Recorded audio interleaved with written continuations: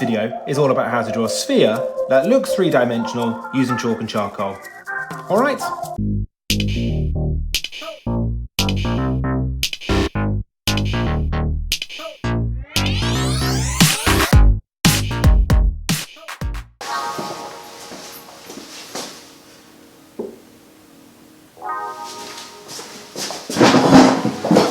I love this activity.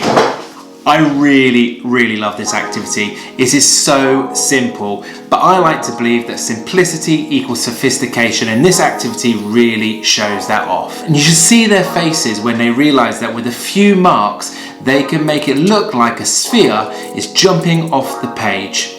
Now, I could spend a lot of time talking about why this is great and the skills it uses and what kind of parts of the curriculum it matches, but I'm not going to bother. I'm just going to go straight to the top-down camera to show you exactly how it's done.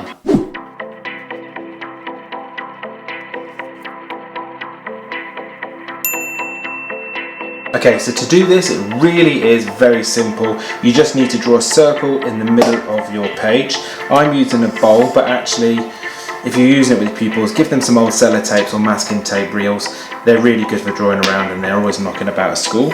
So draw your circle, and this isn't really an exercise about drawing circles. So if you need to pre-draw them because you're short of time or perhaps your pupils are very young, then that's totally fine. So once you've got your circle drawn, in the corner you need to put a sun shape. And it doesn't have to be realistic, it's just there to show you which direction the sun is shining. So I like to put some arrows in the corner. Now what we want is to use highlights and shadows to make this pop out and look like it's three-dimensional. So with your chalk, on the side that is closest to the sun, you're going to shade inside the edge half the circle. And you don't want to blow the dust, you want to keep as much of that dust as possible because it's the dust that gives that magic effect. So you want to leave behind as much of it as you can. So fill in that inside edge. You don't want to fill it in too much, but a nice thick white line is what you need. So I'm just going to finish that off here. Okay, maybe a bit thicker. Then for the shadows, you do the exact same thing, but with the black charcoal. Leaving as much of that dust as possible so that you've got something to blend with. Then once you've done that, take the chalk, put your finger in the middle, move up a little bit to the left and make a white dot. Remember to leave that dust where it is. Now with your blending finger, and I know that's patronising, but if I was working with really young children, I'd probably say your magic blending finger. You take it and you start to rub the chalk in the direction of the circle, and you want to bring that dust in towards the middle as best you can.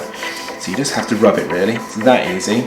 And then do the exact same thing with the other side, and you can actually bleed the black into the white so that you get that perfect blend. And bring that black charcoal dust towards the middle, like so. It's a really simple circular motion. All your pupils will be able to do this, it really is simple. Okay, and then when you've done that, take your finger, put it on the white dot and make a circular motion. That will give the idea that this is reflecting light. And then take your black charcoal, make a big thick line underneath, give it a rub, and that will be your shadow. And you've got a floating three-dimensional sphere. It's that easy. Now this activity does not take very long, so if you have a whole afternoon planned for art, then great. Use this as your starter activity to get things kicked off. But if you've only got a short amount of time and you need to sneak in an art lesson, perhaps you've only got 25 minutes to half an hour, use this as your art activity. It's great. Also, maybe you've had wet play thrown upon you and you know that you don't have all the pieces to buckaroo and you know that your DVD player doesn't work properly. Fine, get the paper out, get the chalks and charcoal out and do this activity with your pupils. They will love it. And I cannot tell you just how much it will boost their confidence and get them excited about their drawings. And if this has been in any way useful to you as a tutorial, then please like, comment, share and subscribe. And when you do subscribe, make sure you ring that little bell, and that way you'll get email notifications every time I load up a new one. So I'll see you in my next video. I don't know what it's going to be yet. Maybe write a comment below and tell me what you would like to see next. Alright?